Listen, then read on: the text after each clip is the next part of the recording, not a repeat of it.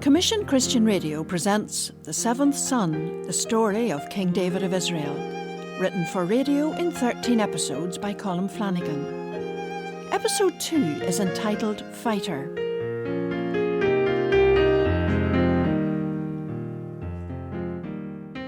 Once again, our people, the Israelites, were at war with the Philistines. They were a warlike people, and although we had beaten them many times before, they always seemed to manage to pop up again bigger and nastier than before. And this time, that was literally true, because in their army was a giant of a man. His name was Goliath of Gath. You sad people! Why are you bothering to line up your pathetic army? I tell you what, I'm the best in our army, so choose your best soldier to come out and fight me. If he can kill me, our people will be your slaves. But if I kill him, then you will be our slaves. How about it? Here and now, I challenge you. Choose a champion to come out and fight me. You cowards! It seemed our army had no one prepared to take up the challenge. For a month we listened to Goliath's taunts, while our king, Saul, became more and more morose. Most days he just sat in his tent. People began to become dispirited. Surely our king would find a way of dealing with this Philistine? And then one day we had an unexpected visitor, our youngest brother. Our father, Jesse, had sent for young David at home one day. Ah, David, I'm glad you came so quickly. Father, what is it? Is everything all right? As far as the sheep are concerned, fine. You're an excellent shepherd, my boy. It's not that. So? It's your brothers. I haven't heard from them. I expect they're just busy.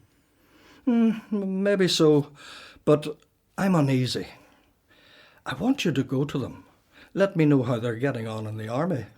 I trust your judgment. Now, keep out of danger, mind. The Philistines are a cunning and dangerous enemy. In fact, take some food and a few bits and pieces for them. That'll provide an excuse for you being there. I wouldn't like them to think I was checking up on them or anything like that. I understand, Father. Good. Then, well, just as soon as you can, be on your way. May God go with you and take care. So it came about that one day, shortly after Goliath had finished what we called his daily taunt, striding up and down in front of our lines, shouting abuse, well, I was surprised to see our kid brother arriving in the camp. I called the others. We were pleased to see David, and perhaps even more pleased to have a few luxuries and fresh food. Army rations have never been the best food, and we've been camped here now for quite some time. And by now, the locals were not at all keen to share their food with an army that didn't seem to be going anywhere. So this Goliath, what's he like? He's a giant of a man. He'd spit you with his long spear before you got near him. And even if you did, one swing of that huge sword and your head would be gone. No one dares take him on. Not even our king. Surely King Saul. If you ask me, Saul's just as scared of him as we are. Well, I'm not scared of him. You haven't seen him yet. Yes, just wait till you see him tomorrow, David. Then you'll realise we're right to be scared of him. Now let's all get some sleep. I've got the night watch and it starts at midnight, and I don't want to fall asleep on duty.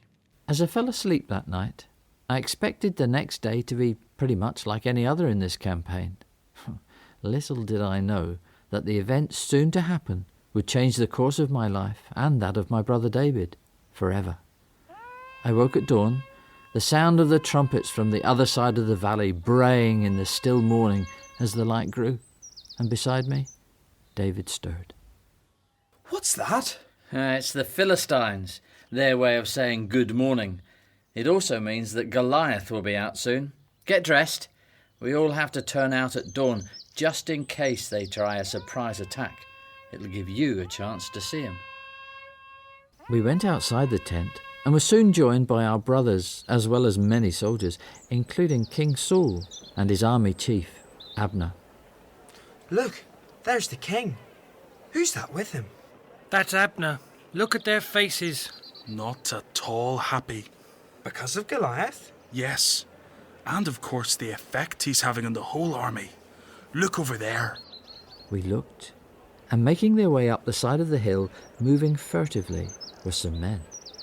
What are they doing? Leaving. They've had enough.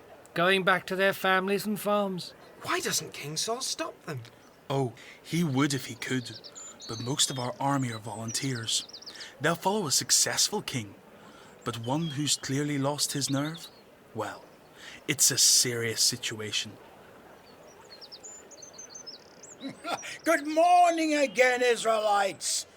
There you all are again. I hope you slept well. There he is. See what I told you? You sad people. Why are you bothering to line up your pathetic army? I'll tell you what, I'm the best in our army. So choose your best soldier to come out and fight me. If he can kill me, our people will be your slaves. But if I kill him, then you will be our slaves. How about it? Here and now, I challenge you. Choose a champion to come out and fight me, you cowards. Why doesn't anyone answer? What? Isn't it obvious? Come on! I'm waiting! No takers? Oh, well, if that's the way you want it, I think I'll go and get some breakfast. Mind you, looking at your sour faces would be enough to take anyone's appetite away. But I'm made of stronger stuff. But I'll be back. So what happens now? Nothing. We'll just sit around. He'll come out again later for some more of the same. Saul has offered a big reward to anyone who kills Goliath. He can marry one of Saul's daughters, and he and his family can live tax-free for life. But no one wants to try. Tax-free is no good if you're dead. Why? Do you fancy a go at him, David? Well, I think it's ridiculous. How dare that great lump of a Philistine insult us? The army of the living God. I'll show him. Well said, young lad. That's great. You show him. Oh, shut up, David. You don't know what you're talking about.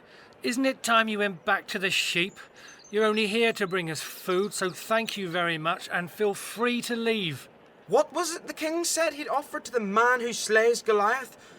Not a bad reward, really. You know what they say. The bigger they are, the harder they fall. David, don't be silly. Pipe down. But David had made sure his comments were heard by the soldiers standing nearby, and some of them told their commanding officers what they'd heard. The news was passed upwards, and later that day, King Saul sent for David, who had not gone home, of course. I went with him to Saul's tent. So, you're the boy who has big ideas about taking on Goliath of Gath. Yes, Your Majesty. This Philistine shouldn't turn us into cowards. I'll go out and fight him. Big talk, lad. But don't be stupid. You wouldn't have a chance. If I let you go, what would anyone think of me? What makes you think you could defeat a soldier like him? You've no military training, have you? Your Majesty, I'm tougher than I might look. I've been in dangerous situations before. I'm a shepherd, and I've killed lions and bears with my own hands. If the Lord can keep me safe from the claws of wild animals like that, then he can keep me safe from this great lump of a Philistine. I know that. Let me go, please. Well, what do you think, Abner? Perhaps there is something in what he says, Your Majesty. The boy has a look about him. I don't know what it is. But anyway, who else has come forward? Well, all right then. You do seem very sure of yourself. I am. Go then. But let's give you some armour. No point in taking any more chances than you have to. They brought armour for David, but although it was the light stuff, the helmet, body armour and sword were all too big and heavy for him. David decided that he'd fight without it. Come on, David. You don't really mean you're going to kill him with your bare hands, do you? You'll never get that close to him. His spear is 3 meters long. That's the point, brother. I don't intend to get that close to him. So, what do you... Come down to the river with me. There's something I need to pick up there. Literally. We went down together to the little river which ran past the army site, and there David picked through the small stones on the riverbank until he had a little pile of them. He put them into the satchel he wore slung over his shoulder. That'll do.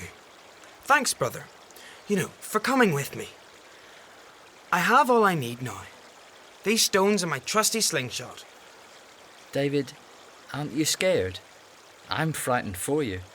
Look, no one will think any the worse of you if you give this idea up. Eliab will. Oh, you know him. He's worried too for all his bluster, and that makes him awkward. We don't always find it easy to tell about our real feelings in our family.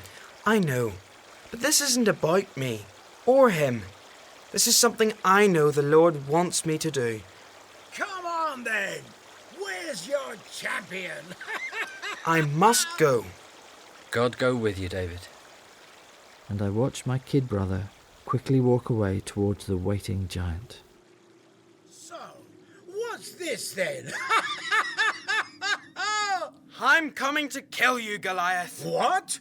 Do you think I'm a dog that you come after me with a stick? Wow, wow, little boy. Run away home to your mummy. If you don't, when I'm finished with you, I'll feed what's left to the dogs. Laugh all you like. I can see your big sword and shield, but I am here in the name of the one true God. You've insulted me and my people, and you've insulted him too. As for feeding me to the dogs, it's you who'll be the dog food. I'm going to cut your head off, and I'm going to see your army fed to the birds and the wild animals. Then the world will see the power of our God. Why, you little rat,